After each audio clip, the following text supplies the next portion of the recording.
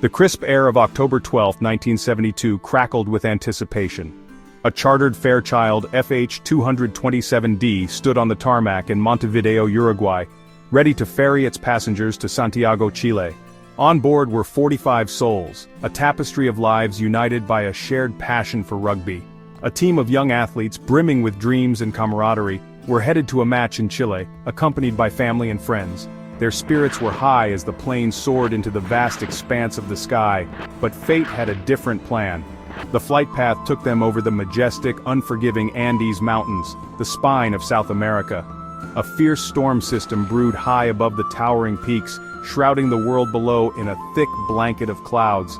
The pilots, battling turbulence and poor visibility, made the difficult decision to alter course. They made an unscheduled landing in Mendoza, Argentina, hoping to wait out the storm. Little did they know, this detour was only the beginning of their ordeal.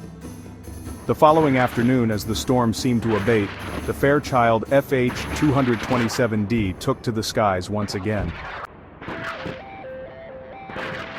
The plane droned through the sky, climbing higher and higher, the snow-capped peaks of the Andes looming closer. Inside, laughter and conversation filled the cabin, a fragile bubble of normalcy amidst the unforgiving wilderness below. Then, at 3:21 p.m., disaster struck. The plane, buffeted by unexpected turbulence, slammed into a mountainside with bone-jarring force. The impact ripped through the fuselage, tearing the tail section away, followed by the left wing.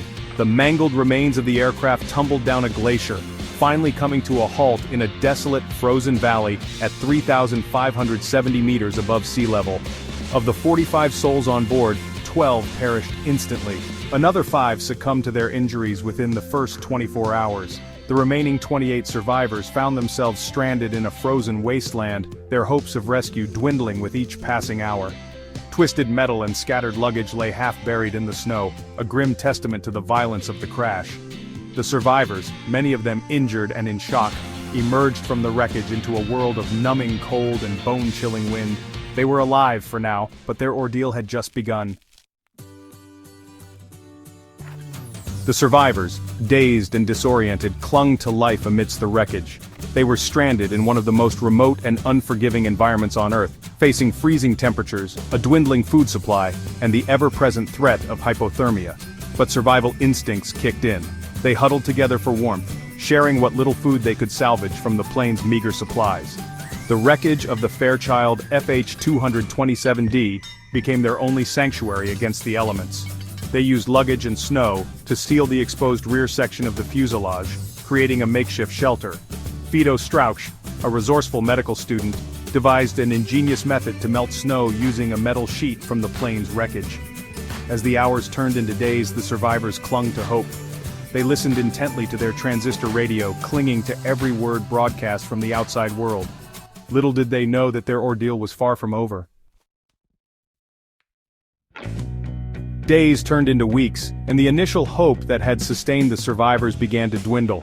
The small transistor radio, their only link to the outside world, sputtered and died, plunging them into a deafening silence.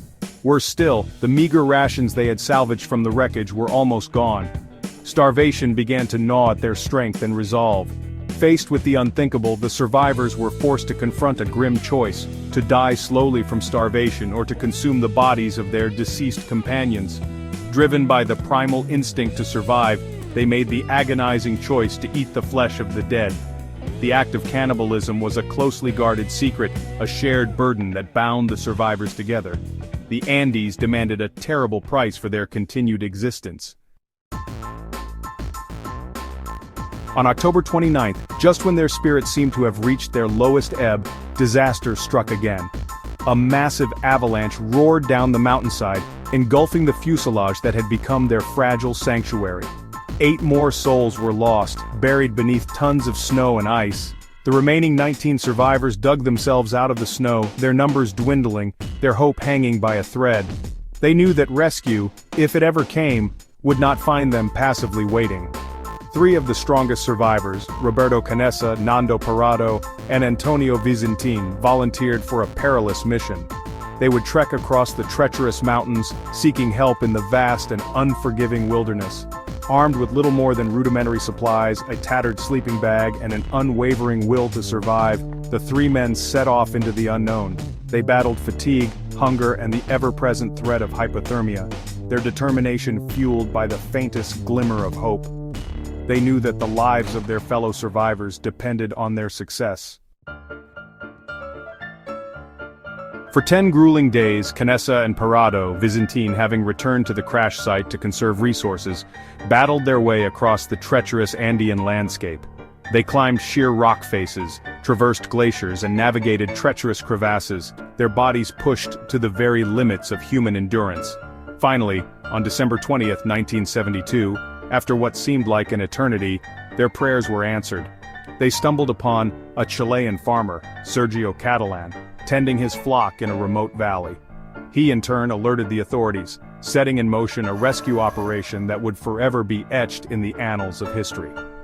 On December 22, 1972, 70 agonizing days after the crash, 2 helicopters landed precariously at the crash site.